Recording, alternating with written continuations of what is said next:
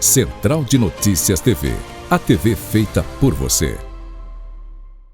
Bom dia.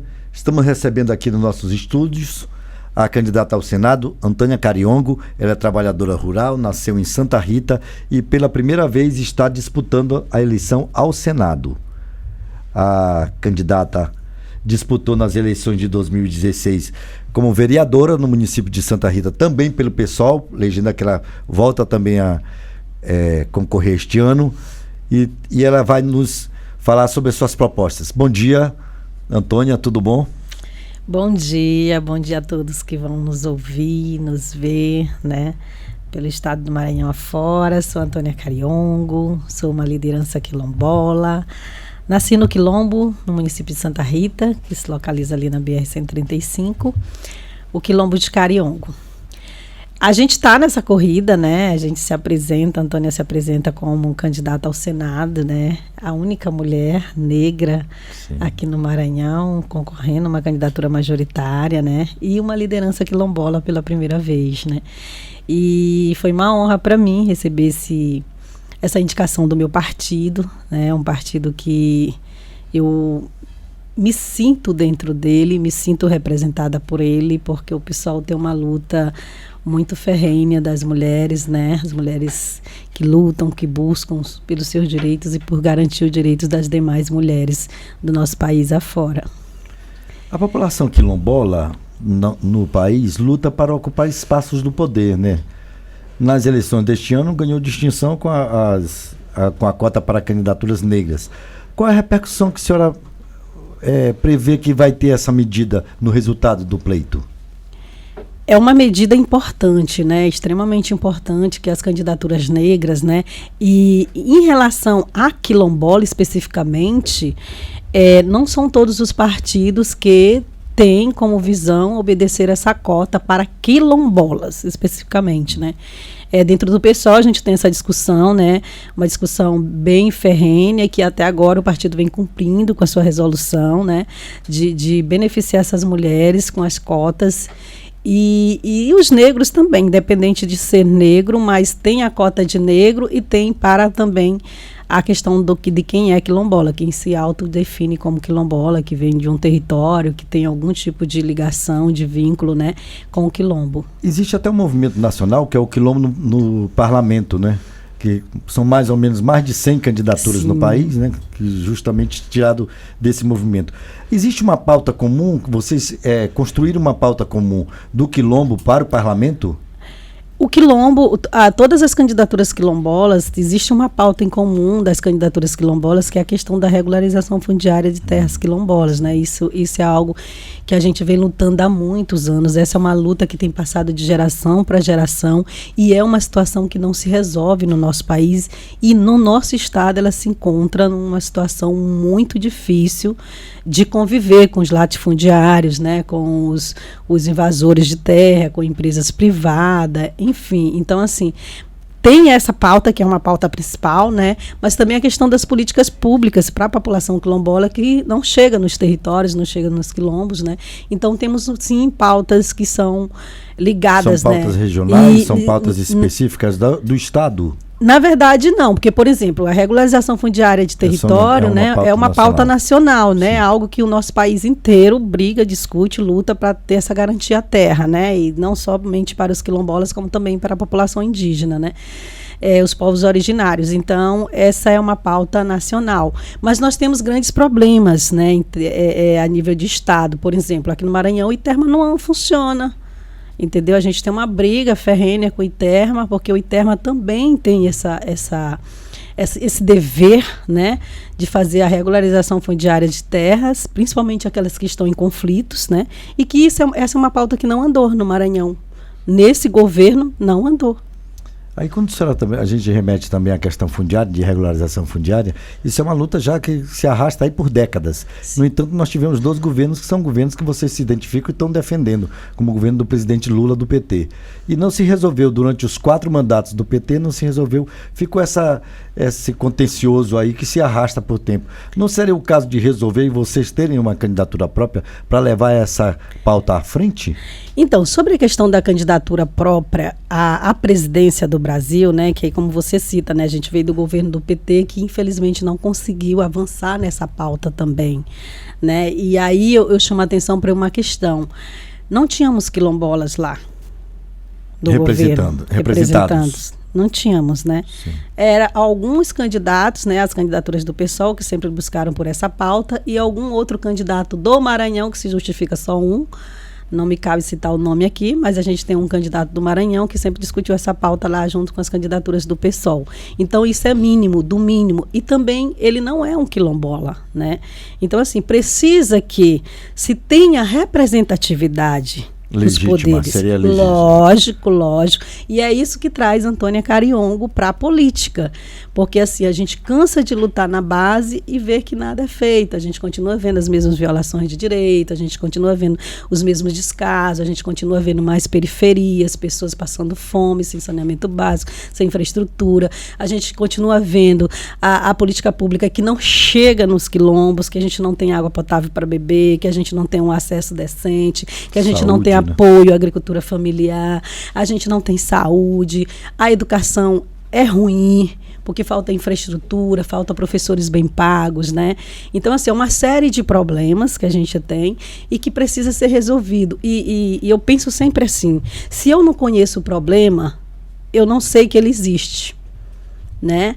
Então, assim, quando você conhece uma realidade de perto, que você vivencia essa realidade, você tem uma outra visão no querer resolver o problema. Agora, quando você sabe que o problema existe, mas você não vivencia ele, é outra história, né? E aí temos que fazer essa discussão e chamar a atenção das pessoas da importância da representatividade na política.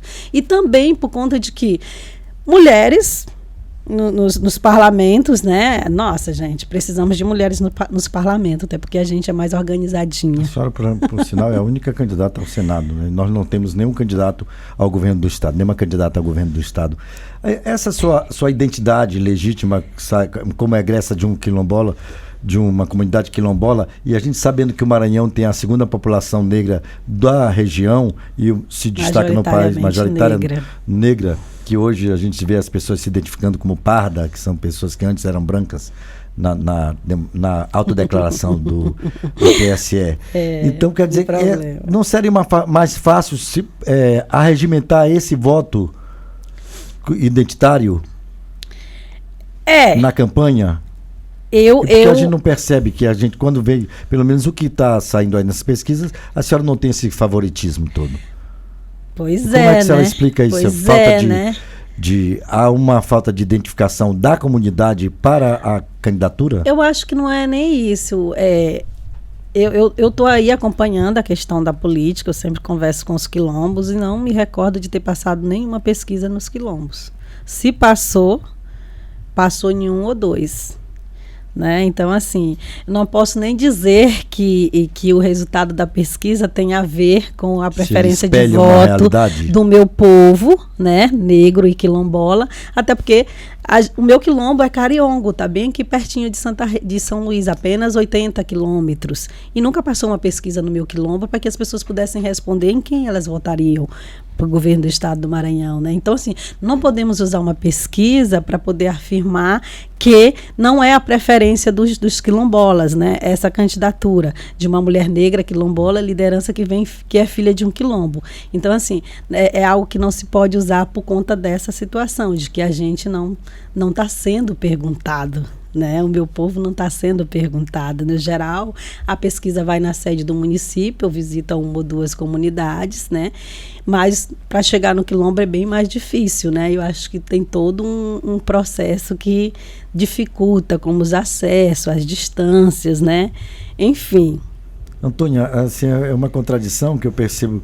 Os quilombos no Maranhão tem quase 500, são 500 comunidades. Hoje, no estado do Maranhão, a gente tem mais de 1.600. Comunidades, né? Quilombolas, reconhecidas como quilombolas, faltando algumas encaminhamentos pela fundação depois agora desse período. Sim. Mas também que a gente percebe que essa população é uma população invisível. Assim, esse ano mesmo, pela primeira vez, o IBGE está fazendo o levantamento da população quilombola, que antes não havia, né? Até então. Como desenvolver política pública sem se saber quantos são? Como é que a senhora pretende fazer essa proposta? Não tem como E o desenvolver que é que a senhora política propõe pública. na sua candidatura? Primeiro, né, que é uma conquista, né, dos movimentos negros, juntamente com algumas organizações e entidades que trabalham, inclusive, aqui no Maranhão, com as comunidades tradicionais. A Coneruc. Aqui no Maranhão, essa é uma ação específica da CONAC, né, CONAC. que é Sim, uma sim. articulação que trabalha a nível de Brasil, né, e aí a gente consegue, né, essa vitória, que pela primeira vez a população quilombola será contabilizada pelo IBGE, né?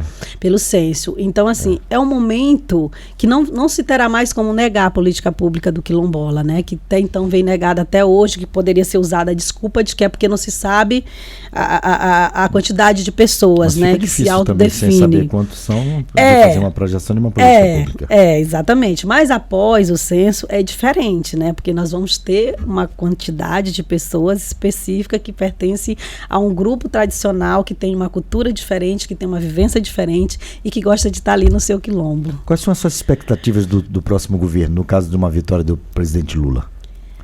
Eu tenho esperança de que o presidente Lula possa olhar um pouco mais, até porque na minha visita que eu estive com ele, né, eu tive o privilégio da gente sentar, conversar e falar um pouco sobre o Maranhão, sobre a população negra, sobre a população quilombola, sobre a questão... Mas ele conhece isso também, né? Passou 4 governos do PT. Né? Mas talvez será que ele teve a oportunidade de ouvir de uma própria quilombola, né? Temos que... eu não sei se teve, né? Se teve e não fez... Oportunidade de palanque talvez não tenha tido, né? Esse é o momento em que a gente pode cobrar. Bom, a gente não tinha antes, porque não se sabia a população, não se sabia onde era que elas estavam. Agora não, a gente tem um censo que vai dizer onde é que essas comunidades estão, qual a população total também, de cada estado, né? A situação socioeconômica. Exatamente. Como é que essas pessoas vivem, né? O que elas fazem, como que é a cultura delas, elas trabalham de roça, o que cultivam na roça é só para o seu sustento, enfim, uma série de informações que agora vai ser importante após o censo, né? E a importância, né, que é movimento social, que vem do movimento social, que vem dessa luta quilombola, que a gente está sempre dizendo da importância dos quilombolas responderem um censo, mas também é importante que o recenseador esteja preparado para poder fazer o censo, porque ele não pode questionar uma pessoa quando ele chega na comunidade, se ela é uma cor de pele mais clara, né? Ela não pode ser questionada, né? Ele não exatamente, não pode dizer assim, não, mas você não é quilombola porque você tem uma cor de pele. Aí a primeira que a gente aproveita o espaço para esclarecer para as pessoas que o que define o quilombola não é a cor de pele. A situação, né? Socioeconômica. Não, é a ancestralidade dele, sim, né? As raízes dele, de onde ele veio. A Fundação Palmares, né? Pois é.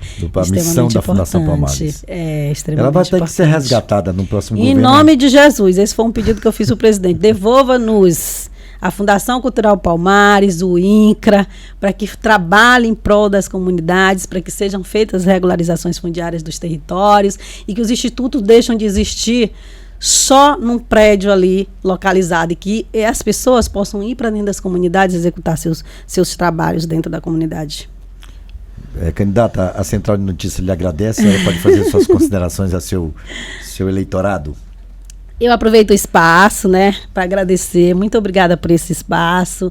Quero agradecer a todo o povo do Maranhão. Gente, muito obrigada mesmo. Não aconteceu o dia 2, mas ele está chegando, a reta final está chegando. Esse é o momento da gente avaliar os candidatos, as propostas. E no dia 2 a gente dá aquele voto de coração, porque vai ser esse voto de coração que vai vencer o ódio desse país e que fará a grande transformação.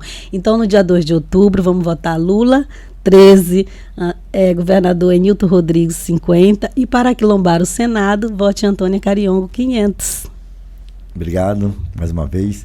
Central de Notícias, Henrique Borges, de São Luís.